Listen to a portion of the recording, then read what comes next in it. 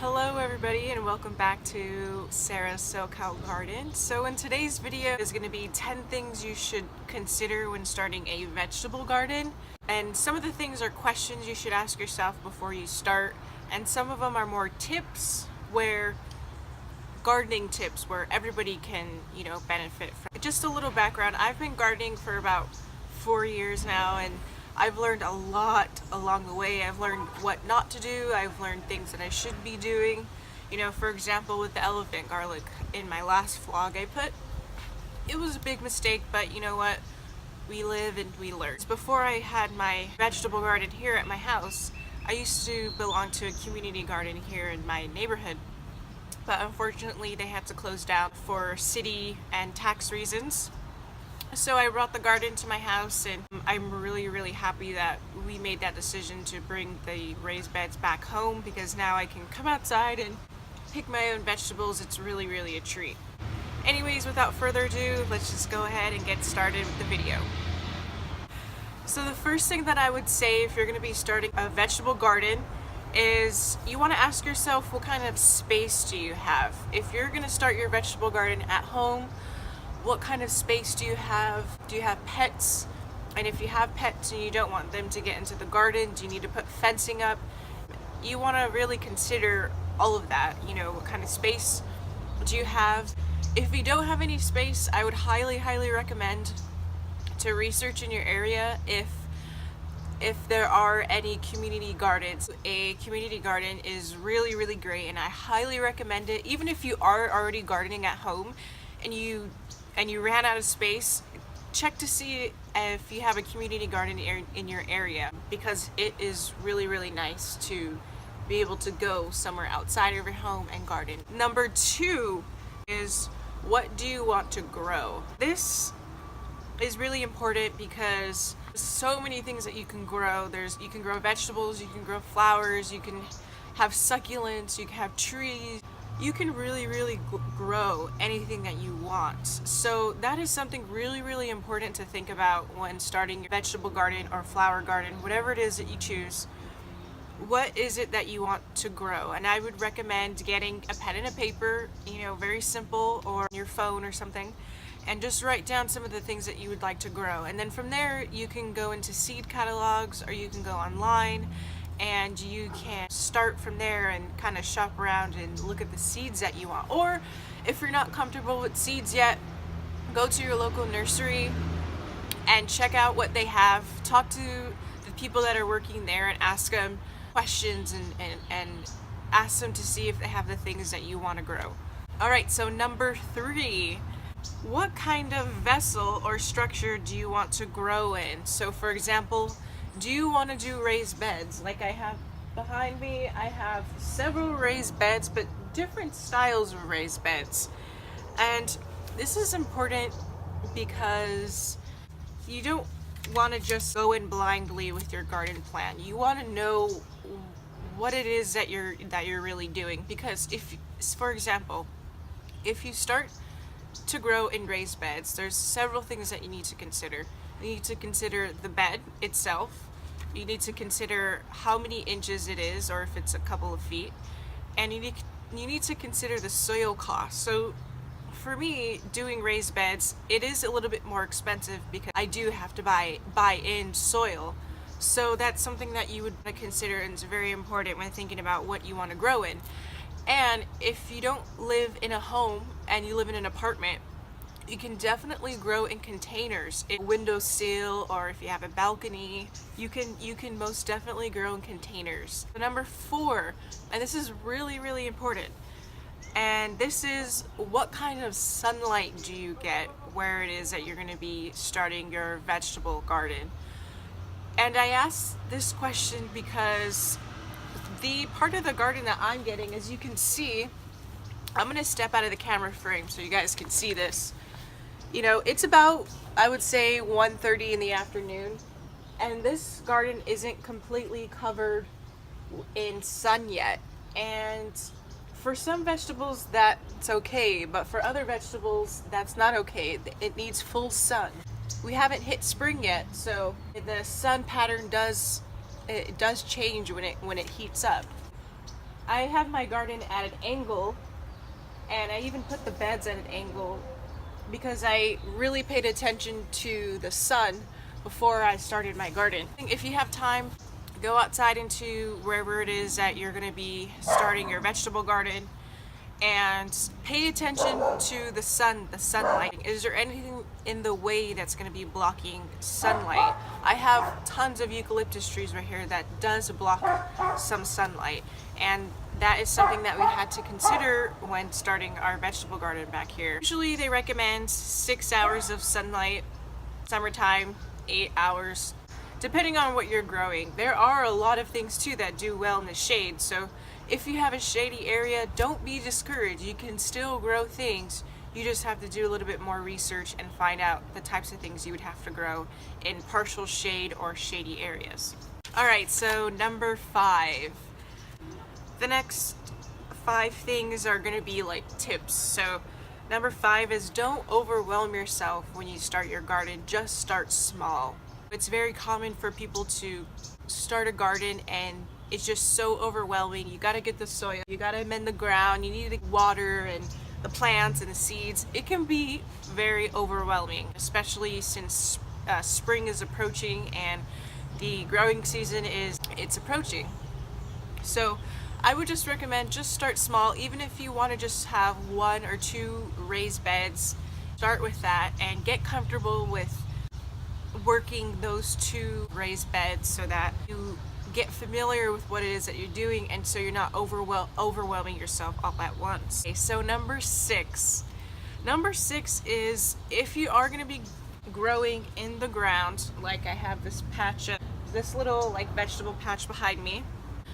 If you're going to be growing in the ground, you need to know what kind of soil it is that you have. So I have really clay soil here and I live in Southern California. That's very common for this area for there to be clay soil. And that's why it's beneficial to have raised beds, because if you have clay soil, you just put your raised bed on top of it, put your compost, put your cardboard down the bottom, and you kind of just build up your soil. So you don't really have to amend that clay soil, which is a lot of work. For this patch of area of my garden, I didn't have any raised beds to put right here because it's an awkward area and it's not really level. And so what I did was I just put several bags of aged steer manure down, and the plants, they seem to be loving it. And this area right here, I couldn't even grow a radish. Like, it was horrible. It was really bad. So putting down manure really helped, and the worms really like it underneath, which is really great. Okay, so number 7, out of all the things I'm talking about today, probably one of the key things I would recommend doing if you're a beginner gardener, or if you don't know anything about gardening and you want to start gardening, is you need to get familiar with the weather. Most of our phones now come with weather apps, or you can download weather apps from iTunes or whatever app store that you're using. I use multiple weather apps because some of them kind of vary and some of them are more detailed than others. And the reason why I say you need to get familiar with the weather is because you could be sowing your melon seeds, but there could be a frost in the next couple of days, and that's not something I would recommend unless you have a greenhouse or something like that. And so that's why it's really important to pay attention to the weather. Is it going to rain? Is it going to be hot? Are you going to get a cold spell? Is it going to be windy? I'm going to pause the video because there was just an incredibly loud amount of background noise, and there probably is still going to be, so I apologize in advance if that bothers you.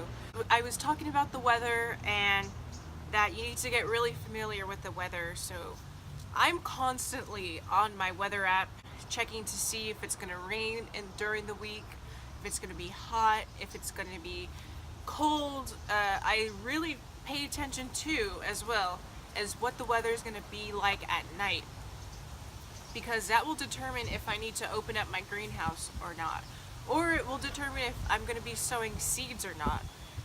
Because if there's so many consecutive cold nights, I won't sow seeds. And I don't sow seeds in my house. I do everything outside because it really doesn't get cold enough. But lately it has the coldest it's been is 38, so I wouldn't know that if I didn't pay attention to the weather. Moving on to number 8, and that is to ask yourself, what kind of zone are you in? What zone are you living in? For example, I live in zone 10B, so with that information, I can figure out my frost date for fall and for spring. We are already past our spring frost date according to the Farmer's Almanac. So all you have to do is go to thefarmersalmanac.com. I'll go ahead and leave a link down below so you can put your zip code in and figure that out. And you can also see what zone you're in. So if you're not familiar, the North America is split into different growing zones, and this is important too for for farmers. They usually use this kind of like a colored map to figure out what zone you're in, but for a gardener it's really important for you to know what zone you are in, especially when you're buying seeds. For example, you don't want to be buying onions for your area that aren't going to bulb and are not going to do good, and so you need to pay attention and you need to know what zone you're in. I'll leave links to websites down below so you can figure out what zone you're in, and hopefully that can help you out.